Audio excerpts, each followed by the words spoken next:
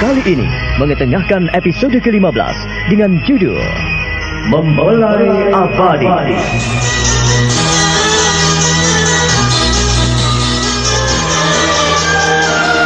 Adipati Pekik masgul sekali. Hatinya benar-benar tidak berdaya berhadapan dengan ayahandanya. Ia tidak mengira jikalau saat itu Raja Giri menjebaknya. Kini ia berusaha untuk mengambil hati ayahnya. Namun ia tidak tahu apa yang harus diperbuatnya. Berkali-kali Romo bilang kepadamu agar menjaga ikatan persaudaraan dengan Mataram. Mataram adalah saudara kita sendiri. Dan aku tidak mau dipermalukan oleh orang-orang Nuswantara ini. Tahukah kau? Aku yang memberkati mereka. Aku yang menjadi penasihat mereka. Hingga rakyat Nuswantara ini memberiku nama Raja Giri yang agung. Tapi aku tidak pernah bermimpi menjadi raja. Aku tidak pernah mengharapkan menjadi orang yang agung. Semua ini adalah kehendak Allah Subhanahu wa Ta'ala yang Maha Kuasa yang menunjukku. Aku hanyalah sebagai alatnya yang harus menjalankan segala titah dan keadilannya. Jikalau permusuhan kau mulai dari sini, lalu ku taruh di mana mukaku ini, Pekik? Aduh, Gusti yang Maha Agung, mengapa engkau tidak mengambil aku saja? Mengapa harus Jolang yang harus ku ambil? Kanjeng Rama, tak ada yang pantas kau sesalkan lagi, Pekik. Tak ada yang pantas kau sedihkan lagi. Semua memang sengaja, dan semua telah kau inginkan, anakku. Mungkin sebentar lagi aku akan mati.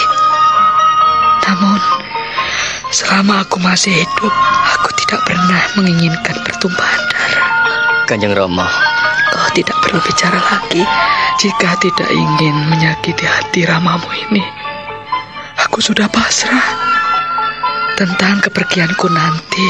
Sekalipun dengan berat hati, maka aku rela menerima kenyataan. Kau boleh mendengarkan nasihatku, tapi kau pun berhak untuk menuruti segala kemauan dan keinginanmu. Duh, Gusti, kuatkanlah aku. Aku sudah tidak berdaya lagi.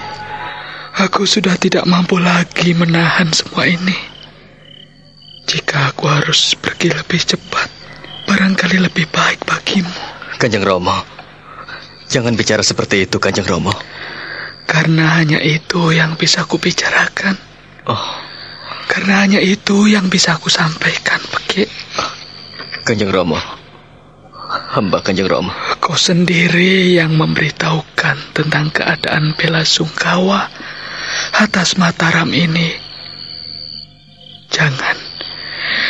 Jangan hanya menghuni istana pribadiku, tapi seluruh rakyat Surabaya harus tahu kalau kita turut berduka cita atas kepergian Adimasmu Jolang. Kanjeng Rama. Lekas, Pekik. Tunggu apa lagi?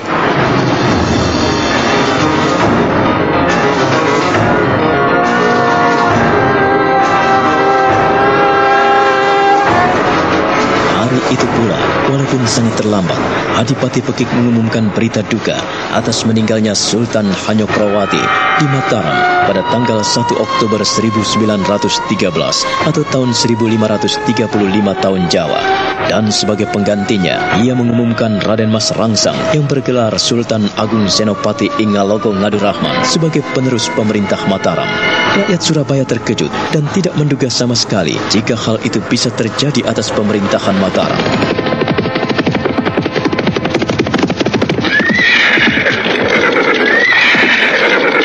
Kita tidak perlu masuk ke istana. Kita sudah tahu jika Surabaya mengibarkan bendera hitam. Tapi kita perlu menemui Paman Sosok.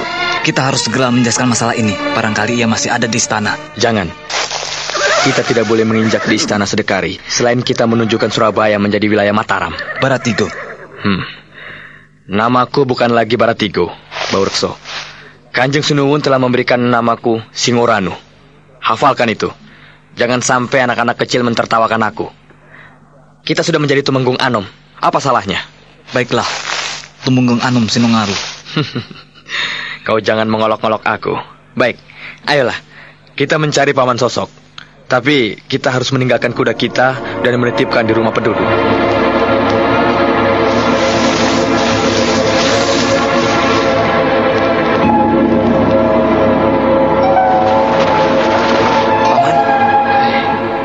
Kalian mengejutkan aku. Ada apa? Hamba diutus Kanjeng Sinuwun Sultan. Paman diminta hati-hati. Jika tugas selesai, harap segera kembali. Terima kasih atas pesan dan perhatian Kanjeng Sinuwun. Kanjeng Sinuwun sangat mengharapkan berita secepatnya. Oh, jadi kalian diminta untuk menyusulku? Iya, Paman. Paman. Hati-hati. Di sini juga hadir orang-orang di luar kita. Utusan Kanjeng Sinuwun bertebaran di sini. Bahkan aku melihat ratusan orang Mataram menyebar di Surabaya ini. Syukurlah kalau Paman Sosok sudah tahu. Kami hanya memastikan apakah misi yang Paman lakukan berhasil atau tidak, mendapatkan gangguan atau tidak. Sebab kami tidak menginginkan orang-orang Paman Pekik mengacau dan menghalangi niat baik kita. Iya, kami melihat orang-orang Paman Pekik terus berkeliaran untuk memata-matai kita. Jangan khawatir. Saya melihat orang-orang Pekik tak ada apa-apanya. Mereka hanya orang-orang yang dibakar untuk memusuhi Mataram tanpa melihat sejauh mana kekuatan mereka. Kita sebetulnya tidak diperkenankan Eyang Giri saling bermusuhan. Saya sendiri pernah mendengarkan beliau. Tetapi nampaknya putra tunggalnya itu kurang ajar dan melangkai orang tua. Paman, sudah menyampaikan masalah yang sebenarnya pada Eyang Giri? Saya tidak perlu menghadapi Eyang Giri. Saya sudah mendapatkan kepastian bahwa Eyang Giri telah mengetahui tentang kepergian Kanjeng Sinuwun Nyokrowati. Sekarang aku akan kembali ke Mataram. Apakah kalian juga mengikuti jejakku? Tidak, Paman. Kami masih mendapat tugas untuk mengawasi tindak tanduk Pangeran Pekik. Kami barangkali diam di sini beberapa hari untuk memastikan apakah Paman Pekik dendam pada Mataram atau bagaimana. Kalau dendam, artinya ia benar-benar menutup matanya. Aku khawatir jika Kanjeng Sinuwun Sultan Agung tidak terima. Paman berpesan agar kalian hati-hati. Jangan mudah membakar api amarah Kanjeng Sinuwun Sultan Agung. Paman khawatir pada kami. Paman curiga pada kami kalau kami menjadi penyulut kemarahan beliau. Saya tidak curiga, anak-anakku. Aku cukup lama mengabdi di Mataram. Jadi apa salahnya jika mengingatkan pada kalian untuk bertugas yang lebih baik? Jabatan kalian lebih tinggi daripada aku. Kalian telah diangkat menjadi Tumenggung Anom. Aku hanya sebagai pengawal istana, tapi tidak ada salahnya jika aku yang sudah tua, lebih tua dari kalian, mengingatkan masalah ini. Kita muncul dari rakyat biasa, jadi apa salahnya saling mengingatkan? Terima kasih, Paman. Kami akan hati-hati dan tidak gegabah menyampaikan keterangan pada Kanjeng Sinuwun Sultan Agung. Kami berjanji untuk memegang teguh nasihat Paman. Kalau begitu, jalankan tugas kalian dengan baik. Selamat bertugas, Kanjeng Tumenggung Anom. Paman. Paman.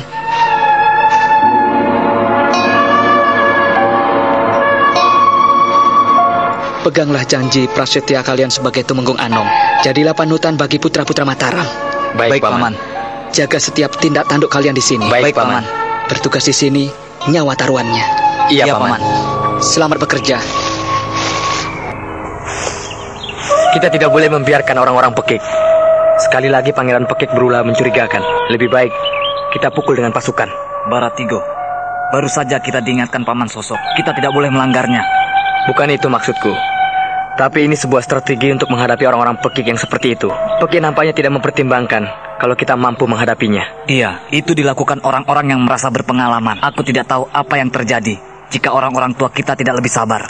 Memang, kita ada amanat. Selama Eyang Giri masih hidup, kita tidak boleh berperang dengan Surabaya. Tetapi semua ini telah kita langgar. Percuma kita memegang apa yang sudah kita injak-injak. Dengan kata lain, kita tidak salah apabila melanggar amanat Raja Giri yang Agung. Tidak, kita tidak salah. Tapi anaknya sendiri yang akan makan kutukan. Maksudmu? Semakin jelas di depanku, Pangeran Pekik yang menyalahi aturan. Kita hanya menanggapi ulahnya yang keterlaluan itu. Tapi ia mendapat mandat dari Eyang Giri. Mandat yang diabaikan. Apa artinya? Lebih baik kita menyusup ke tengah para prajurit Surabaya. Itu terlalu sulit. Kita butuh 2 korban. Dan logat bahasa kita juga lain dengan mereka. Mereka terdiri dari banyak rakyat Madura. Lalu apa pemikiranmu? Kita masuk ke Kita kampung. menyamar sebagai penduduk. Bagus. kita jalan.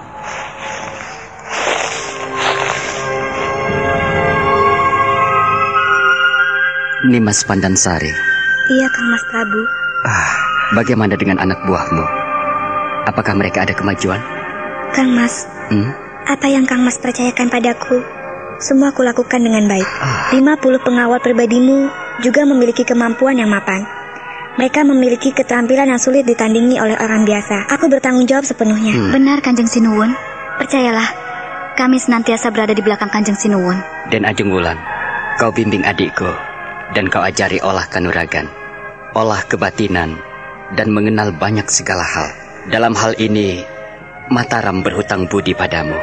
Dan aku sendiri pun banyak berhutang budi kepadamu, Den Ajeng Wulan. Jangan begitu, Kanjeng Sinuwun. Hamba hanya menjalankan tugas, hamba hanya menjalankan kewajiban. Prajurit-prajurit Mataram telah diisi dan dihiasi kembang-kembang Joyokusumo. Den Ajeng Wulan dan kau, Nimas Pandansari. Kanjeng Sinuwun. Hamba Kang Mas. Aku ingin ke Serandil. Aku ingin ke Pulau Nungso Barambang. Kang Mas, sudah menjadi laku lampah dalam hidup para pria Gung Mataram untuk senantiasa mengheningkan cipta dan berolah semadi, terutama di Serandil. Aku juga ingin menengok tempat Paman Joyorogo. Jadi Kang Mas akan ke Nungso Barambang? Dengan siapa Kanjeng Sinuwun pergi ke sana? Itulah mengapa aku bilang pada kalian, jika tidak keberatan, aku ingin mengajak kalian berdua. Kang Mas, benar begitu? Kanjeng Sinuwun ingin mengajak kami? Iya, aku ingin kalian juga mendapat tataran. Bukan hanya aku saja. Ya, siapa tahu kalian juga bisa memetik kembang Joyokusumo di Pulau Nungso Barambang. Iya, di kepulauan itu kita akan banyak belajar dengan alam. Untuk itu, berbenahlah. Malam ini jangan kalian sia-siakan. Aku ingin bersemadi dan jangan lupa, tepat saat subuh kita akan pergi ke sana. Para pengawal telah menyiapkan kereta.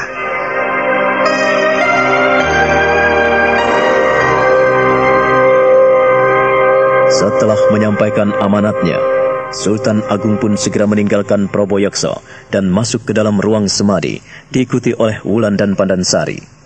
Semalam suntuk Sultan Agung melakukan yoga semadi.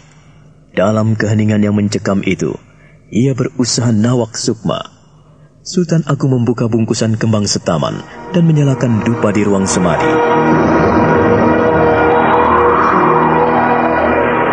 Ku coba menyisir sepi, mencari keheningan sunyi. Ku sibak kegelapan batinku, seiring nyala dupa di depanku. Assalamualaikum.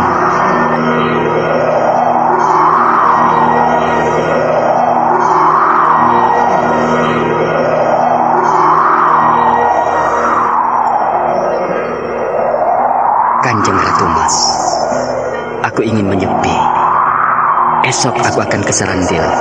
Tanpa doa restumu, aku tidak akan melangkah. Kang Mas Prabu menyucikan diri, menempa dalam kesunyian, merupakan sesuatu yang penting dalam hidup kita.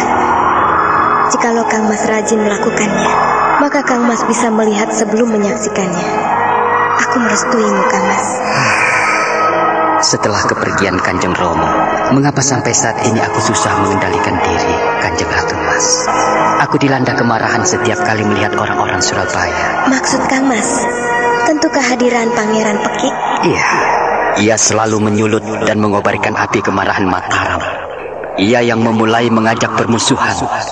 Dan aku menyaksikan dengan mata kepala sendiri. Ia turun ke medan pertempuran sambil mengangkat senjata. Kang Mas Prabu, kemarahan dan meluapnya perasaan murka karena keinginan hati yang tak ingin tertandingi. Seperti halnya diriku, aku tidak ingin disaingi oleh siapapun juga. Mungkin itu yang menghiasi hati Pangeran Pekik. Namun Kang Mas Prabu harus bisa mengendalikan diri. Untuk itulah aku senantiasa memanggilmu Nimas Ratu. Selama Eyang Giri masih hidup, sebetulnya Mataram tidak layak untuk berperang dengan Surabaya, kecuali terpaksa. Kanjeng Ratu Mas, aku sudah bertekad. Aku bertekad untuk menyatukan Nusantara ini di bawah panji-panji Mataram. Dan aku ingin mewujudkan cita-cita Eyang, mewujudkan cita-cita Kanjeng Romo almarhum untuk menyatukan seluruh wilayah Jawa Dwipa ini di bawah bendera Mataram. Ya, tak akan kubiarkan mereka serakah. Mereka lupa diri jikalau mereka tidak menghiraukan Mataram. Niscaya mereka akan hancur. Mulai saat ini, Kang Mas Prabu harus jeli. Berusahalah untuk membedakan mana Mataram dan mana gejolak keinginan Kang Mas Prabu. Nimas Ratu, kau sendiri bagaimana melihatku? Apakah ini ambisi pribadiku? Atau ini mewakili seluruh orang-orang Mataram? Wahyu Astabrata telah kupegang teguh. Aku kadang harus lembut, aku kadang harus ramah. Tetapi kelembutan dan keramahanku bukanlah untuk merendahkan diri dan merasa lemah. Banyak sekali kerendahan hati dan kelemah lembutan dimanfaatkan oleh orang-orang yang tidak bertanggung jawab. Inilah yang tidak kusuka. Kang Mas Prabu mulai terbakar. Tidak, aku tidak pernah terbakar jika tidak ada yang memulai. Inilah yang paling mengguncangkan batinku. Aku tidak akan membiarkan orang-orang mencabik-cabik nama baik orang Mataram. Inilah yang kupegang teguh, dan akan kuperjuangkan sampai titik darah penghabisan. Aku tidak akan pernah mundur. Dan aku akan berpegang teguh pada Wahyu Astabrata. Dalam keheningan suasana ruang semadi, Sultan Agung darahnya bagaikan mendidih. Entah mengapa, tiba-tiba gejolak membara dalam dadanya. Ia tak ingin diremehkan oleh siapapun juga. Kemarahannya sudah sampai di ubun-ubun. Namun kehadiran Nyai Roro Kidul di dekatnya senantiasa menegurnya dan menamparnya dengan halus. Ia terkesima dengan kehadiran perempuan cantik dari alam lelembut itu. Kang Mas Prabu, tekanlah hawa murkamu. Janganlah hanya terbakar oleh kehadiran orang-orang yang di bawah kemampuanmu. Kanjeng Ratu Mas, aku tidak akan membiarkan Mataram diinjak-injak. Lebih-lebih oleh Paman Pekik. Iya, kukira Paman Pekiklah yang menyebabkan kematian Kanjeng Romo. Dan aku akan membalas dendam. Kang Mas Prabu, ingatlah, selama Eyang Giri masih ada di Surabaya, Kang Mas Prabu tidak boleh menaruh kebencian dan menaruh dendam, lebih-lebih mengirimkan prajurit untuk bertempur di sana. Aku tidak akan mengizinkan Kang Mas Prabu. Kanjeng Ratu Mas, sungguh perih. Perih jika hal ini tidak dilampiaskan. Aku ingin mengejawantahkan keinginan Kanjeng Romo, menaklukkan raja-raja kecil yang tidak mengindahkan Mataram dan di luar kekuasaan Mataram. Kang Mas Prabu, perkuatlah para telik sandi dan sandi bayangan ke seluruh Jawa Dwipa ini. Sepulang kau dari Serandil, mudah-mudahan Kang Mas Prabu mendapatkan pikiran jernih.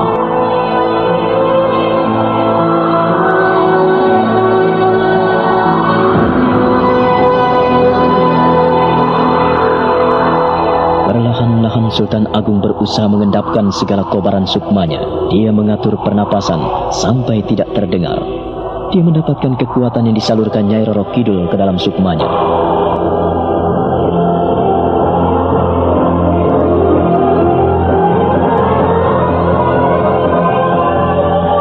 Kita tinggalkan Sultan Agung yang khusyuk di ruang semadinya, menuju ke tempat tinggal Aji Sukmo, di mana ibunya yang sedang menginap di sana masih dalam kegelisahan. Sudah beberapa hari lamanya Nini Warih tinggal di sana, tetapi hatinya tetap juga tidak tenang.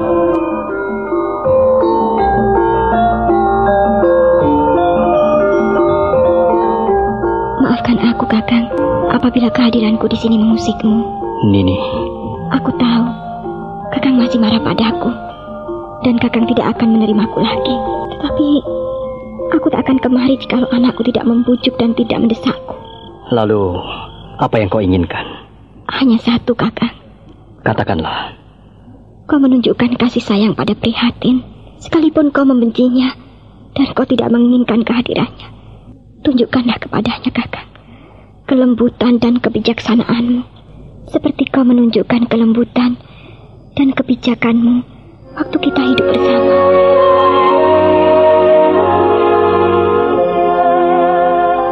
Nini, jangan kau paksa aku untuk melakukan sesuatu di luar kemampuanku. Kakang, aku hanya menunjukkan bahwa kita orang tua yang bijak, tidak terlalu larut dalam emosi, dan tidak mengumbar hawa nafsu kita, tidak berlarut-larut mengikuti perasaan kita.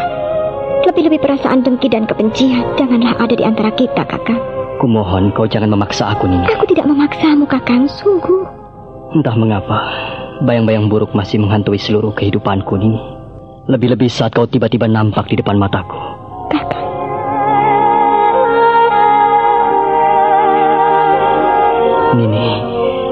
betapa aku merasakan getaran kerinduan itu di dalam hatiku. Rasa belas asih menyelinap di dalam lubuk hatiku. Kakang Wari, aku terkejut saat berjumpa denganmu. Debaran jantungku menggebu, dan detak jantungku makin mendidih, Kakang. Tapi aku tahan gejolak itu. Aku berusaha semampuku, kekuatanku sebagai perempuan. Tapi biarlah, Kakang, karena aku yang bersalah. Aku akan mengalah.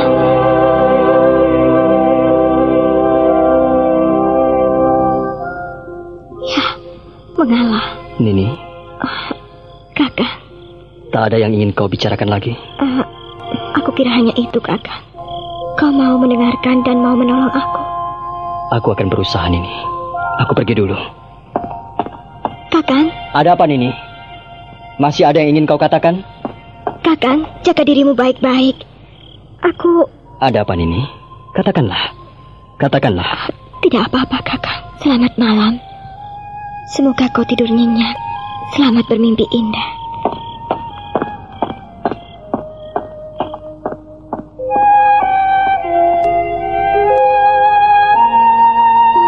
Nini Wari segera membalikkan tubuhnya dan menyelinap ke dalam wisma kesatrian, tempat tinggal putranya. Ki Warih memperhatikan kepergian istrinya, sampai istrinya lenyap di balik pintu wisma putranya. Setelah itu, ia pun segera membalikkan tubuhnya dan pulang menuju ke wismanya sendiri.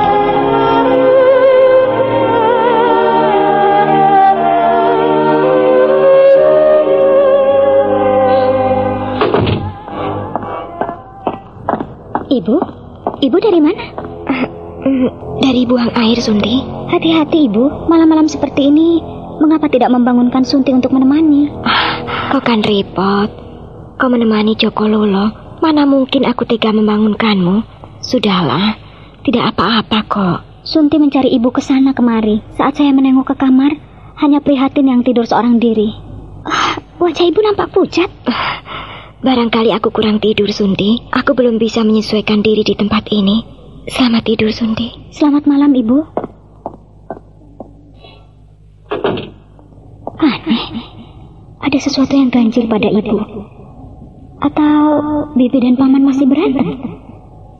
Mengapa mereka susah damai? Demi Gusti yang Maha Agung, jangan masalah seperti ini kuhadapi. Sudah cukup berat cobaan yang kualami. Semoga Gusti yang Maha Agung memberi kekuatan dalam hidupku, untuk bapak dan ibu mertuaku, juga adik iparku. Prihatin, anak jadah. Kasihan benar kau, adikku. Tuhan, tidak.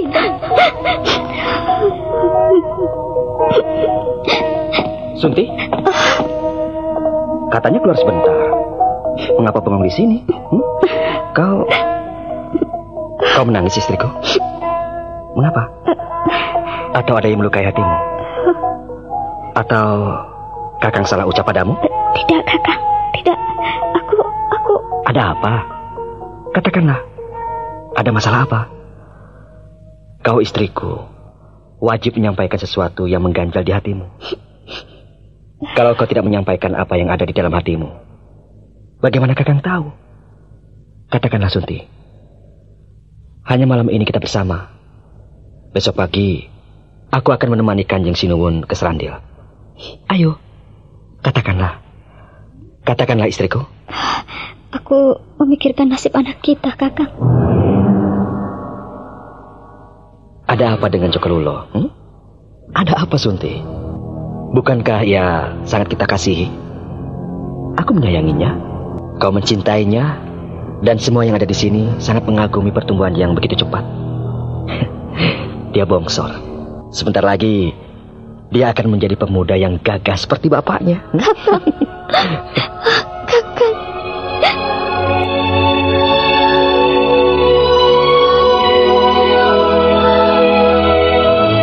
Sunti tidak kuasa menyampaikan kata hatinya yang tercabik-cabik oleh masa silamnya yang keruh, hitam dan bernoda. Ia menjatuhkan diri di dekapan Aji Sukmo. Ia merasa terlindungi dan mendapatkan kehangatan, kedamaian berada dalam pelukan suaminya. Sukmo dengan lembut membelai rambut istrinya, lalu menjatuhkan kepalanya di atas kepala Loro Sunti. Dadanya berdegup keras. Ia merasakan getaran pedih dalam hidup istrinya.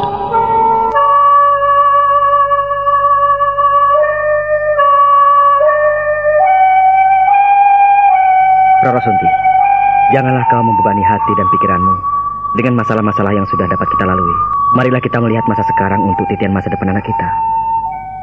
Biarlah masa lalu kita sebagai kaca penggala hidup. Aku tidak ingin kau berlarut dalam sedih dan duka selama bersama denganku. Aku tak ingin kau sedih. Kakang, kalau tidak ada kau, apa jadinya hidupku? Roro Sunti, dengarlah Kakang. Tuhan memberikan ujian dan cobaan pada manusia. Tidak akan melebihi kekuatan yang ada pada kita. Kau percaya itu? Kakang. Demikian pula ujian, cobaan yang kita hadapi, satu demi satu. Apakah kau sadar? Jika cobaan itu justru untuk menempa kita, untuk menguatkan kita agar tabah, agar kuat, dan memiliki cakrawala berpikir yang luas dalam menghadapi setiap persoalan yang datang pada kita, agar kelak kita mampu memberikan jalan keluar pada anak cucu kita yang sedang menghadapi persoalan hidup. Kita hadir di dunia ini yang ditakdirkan lebih dulu harus mau dan mempelajari kehidupan ini. Kakang, kadang aku tidak mampu. Aku nyaris jatuh. Aku seperti berjalan di atas bara api, Kakang. Tapi kau tidak sendiri, istriku. Sendiri memang baik, tapi berdua jauh lebih baik. Itulah sebabnya mengapa aku ingin kau menjadi istriku. Apabila kau berjalan seorang diri, siapa yang membimbingmu apabila kau jatuh? Dan siapa yang menantingku apabila aku tersandung? Inilah hakikat kehidupan sebagai suami istri. Kita sebagai teman sepadan agar bisa saling tolong-menolong dan bantu-membantu. Kepribadianku sebagai lelaki akan lebih lengkap apabila kau sertai dengan kepribadianmu sebagai seorang perempuan. Kita harus menghargai hal ini. Apakah kau tidak ingat pada nasihat Nenek Sorok yang pada saat itu menyatukan kita, memberkati kita? Iya, Sunti ingat. Dan Nenek Sorok telah tiada, tidak bersama-sama kita lagi. Nenek Sorok, sekalipun tidak bersama kita, ia tidak mati. Ia mengalami kehidupan yang lebih sempurna dari kita, baik tubuh maupun sukmanya. Kakang, Nenek selalu menyertai kalian. Nenek akan selalu berada di tengah-tengah kalian. Nikmatilah hidup ini seperti kalian memandang matahari yang sedang tenggelam, yang sering kali kalian nikmati di Gunung Pucang Pendowo. Tersenyumlah dalam menapaki hidup ini, agar kuasa yang maha agung menyelimuti kalian.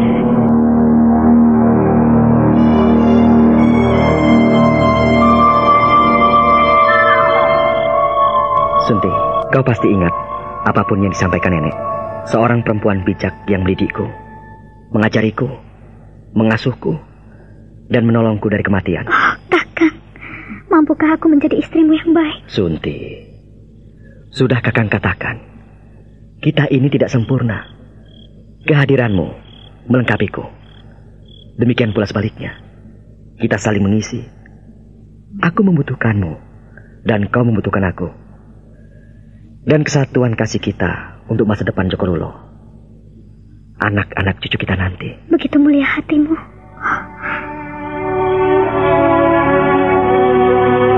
Haji Sukmo mencium kening Roro Sunti, membelai mesra rambutnya, dan meremas bahunya dengan penuh kasih sayang. Di balik semua itu, di alam perayangan, Dewi Kesuma merasa iri dan cemburu pada Roro Sunti. Sukmo, mengapa kau tidak pernah membelaiku? Ulurkanlah tanganmu, Kakak. Kesuma, aku selalu membelaimu.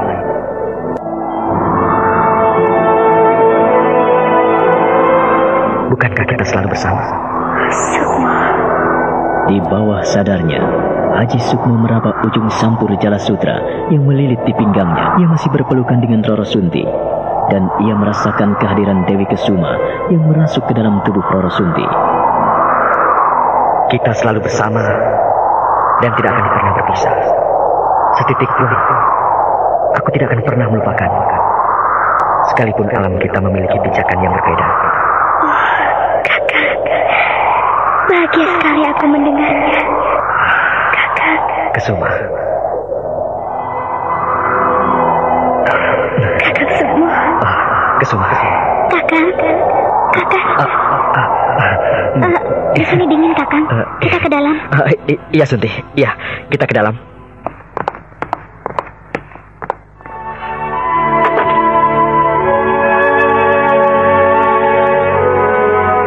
Aji Sukmo pun tenggelam di alam yang menaburkan kisah cinta. Meladeni dua alam berbeda, Dewi Kesuma di alam Kasukman dan Roro Sunti di alam Wadap. Keduanya menyatu, menggelora dalam aurora pesona yang sulit diejakan dengan kata-kata. Aurora adalah selubung gaib yang melingkupi kehidupan Aji Sukmo dan Dewi Kesuma. Kita tinggalkan Aji Sukmo dan istri-istrinya. Kita menuju ke tempat tinggal Kiwari yang kini sedang resah. Berkali-kali ia membalikkan badan, miring ke kiri, miring ke kanan, dan mendesahkan napas panjang di atas pembaringan. Oh, Gusti, mengapa masalah-masalah seperti ini bisa jadi dan datang di hadapanku? Begitu tulus dan suci aku mencintai istriku. Tapi mengapa ada yang mencabik-cabik dan merusaknya? Atau karena istriku yang memiliki sifat selingkuh? Kalau ia memiliki sifat selingkuh, mengapa selama ini ia masih tetap sendiri?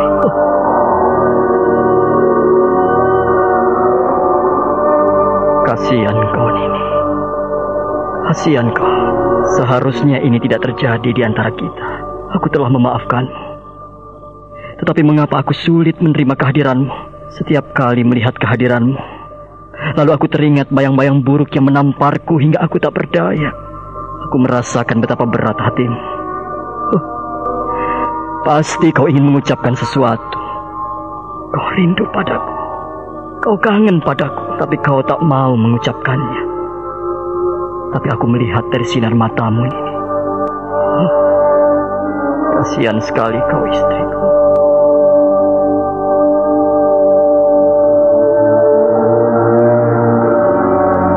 Di tempat lain, Nini Warih pun mengalami hal yang sama. Ia semakin resah dan tak mampu memicingkan matanya. Sebentar-sebentar ia merubah posisi tidurnya, miring ke kiri, miring ke kanan, dan berkali-kali mendesah panjang. Haruskah aku membujukmu, Kakang? Tapi aku merasa kotor dan tertera di depan. Kau tulus dan suci mencintaiku.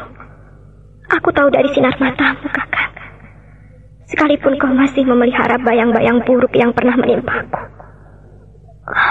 Kakang, aku perempuan lemah. Sungguh, Kakang, aku tidak tahu. Dan aku tak pernah punya maksud mengkhianatimu. Sampai mati sekalipun, aku tidak akan pernah mencintai siapapun kecuali dirimu. Kakang, kapan kita bisa melalui waktu-waktu indah bersama? Terus terang, aku rindu dan kangen sekali padamu, Kakang. Aku ingin mengulang kembali saat-saat yang indah bersamamu. Kakang. Dalam kepedihannya, Nini Warih tak sengaja meremas tangan putrinya yang berbaring di sisinya. Prihatin terkejut dan ia membelalakan matanya, memperhatikan ibunya yang belum tidur di sisinya. Ibunya nampak gelisah dan resah, mendesahkan sesuatu kata yang sulit dimengerti. Gadis cantik itu melirik ibunya dan hatinya ikut teriris.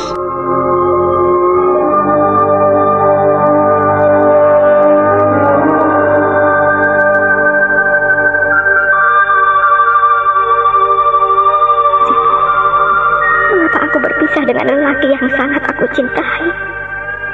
Benarkah aku menyia-nyiakan kasih sayangnya? Tapi tidak. Aku sangat mencintainya. Aku sangat mengasihinya. Hingga hadir Sukmo. Tapi prihatin. Ibu? Dok, mengapa ibu belum tidur? Ibu sudah tidur. Tidur kok matanya tidak terpejam? Mata ibu terbuka terus. Masakan ada orang tertidur dengan mata terbuka? Ibu kan tidak sakit. Sudahlah. Kau tidur saja. Ibu tidak apa-apa. Ibu tadi mimpi buruk hingga terjaga dari tidur. Tidurlah. Ibu bohong sama prihatin ya? Tidak, Duk, tidak. Sudahlah, kau tidur. Ibu, kalau sedih tidak mau berbagi rasa dengan prihatin. Siapa yang sedih? Ibumu tidak sedih? Ayo tidurlah. Prihatin tidak berani mendesak keterangan ibunya. Pura-pura ia memejamkan mata dan tidur di samping ibunya.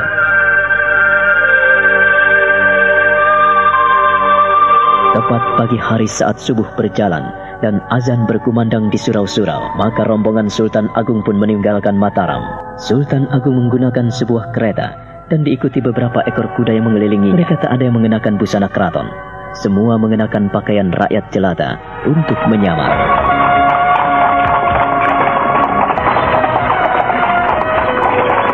Kang Mas. Iya. Berapa lama kita di Serandil? Aku ingin sampai mendapat wangsit. Iya, selama masa perkabungan. Aku ingin lebih dekat dengan alam. Aku ingin mendapat petunjuk yang jelas tentang langkah-langkahku selanjutnya. Kang Mas sudah siap? Kalau kau sudah siap, apalagi Kang Masmu? Sejak meninggalkan pintu gerbang istana, hati Pandan saya rasanya tidak enak. Oh, kenapa? Ada yang mengganjal di hatimu? Entahlah Kang Mas, pokoknya tidak enak. Aku sulit mengatakannya. Sudahlah, tidak perlu berat hati memikirkan yang tidak pasti. Aku gelisah dan hatiku tak enak. Entahlah, ada sesuatu yang mengganjal.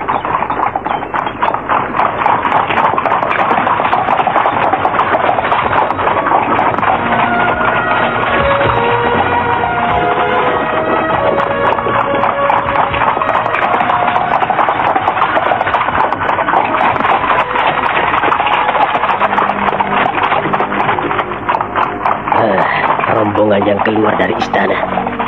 Siapa saja yang ada di dalamnya? Kakang, aku tidak tahu, tapi nampaknya kaum kerabat istana. Tidak mungkin. Aku tidak melihat orang-orang di dalam kereta itu yang mengenakan busana kebesaran. Bukan, mereka bukan kerabat istana. Paling-paling abdi dalam. Apakah perlu kita mengikuti mereka? Iya, kita harus mengikuti mereka. Siapa tahu kita mendapatkan peluang untuk meraih sesuatu. Sampai saat ini, aku belum tahu sejauh mana yang kau inginkan, Kakang. Kau akan segera tahu, Kalongking. Yang penting, kita tetap bersama menjalankan rencana-rencana kita. Lihatlah, aku sekarang seperti orang gempor. Hanya mengandalkan kaki kiriku saja. Untuk itu, aku harus memiliki rencana yang hanya boleh diketahui Sukmaku. Jadi, aku juga tidak diberitahu apa rencanamu itu? Tidak. Suatu saat, jika tercapai, kau akan mendapatkan kedudukan yang enak. Aku berjanji. Dan kalau tidak, kau bisa memotong lidahku. Apakah kita mengikuti perjalanan mereka? Ya, aku akan mengikuti mereka sampai di mana mereka berjalan.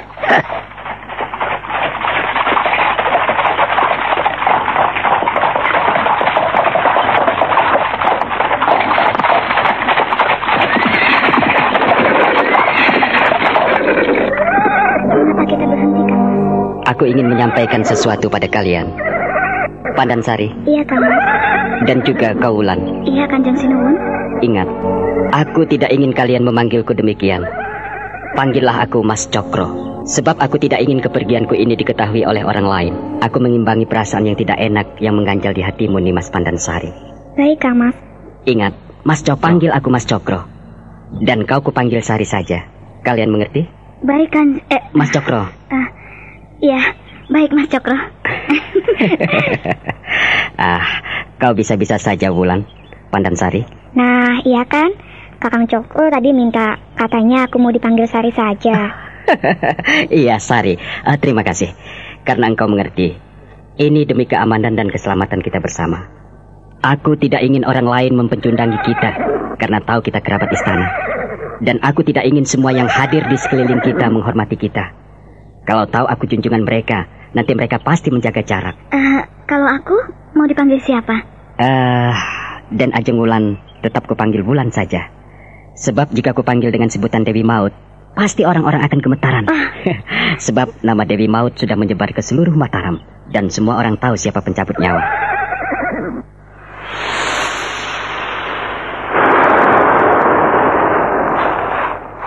Aku datang menempuh kegelapan, menjebak kesunyian dan gurita malam.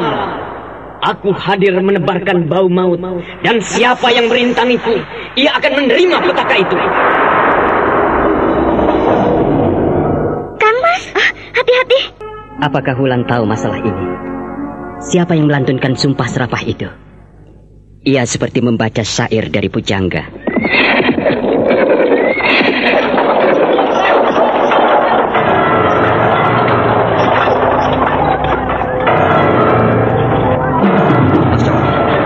Sari dan Wulan, biarlah aku yang mengatasi.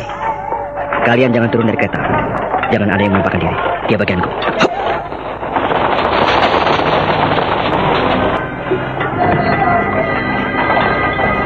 Kegelapan itu datang membutakan hatiku, menutupi hatiku, dan aku tidak akan membiarkan orang-orang yang menebarkan kekecewaan dalam sukmaku. Aku mohon penebusan atas kekecewaanku.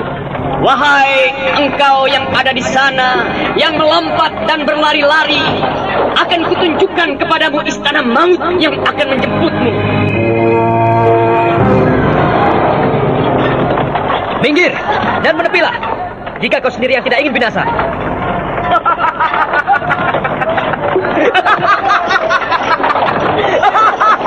Hanya sekecil itu nyalimu. Raja. Ternyata ia berkeliaran di sini. Aku harus mengejarnya.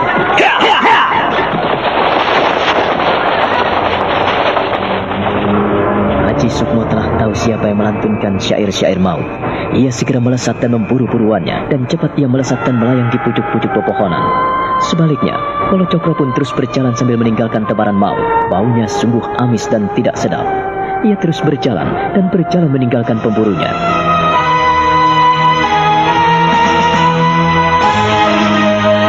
Nah, apa yang akan terjadi kemudian? Saudara pendengar, silakan menunggu seri berikutnya dalam serial Wahyu Astabrata ini. Sampai jumpa.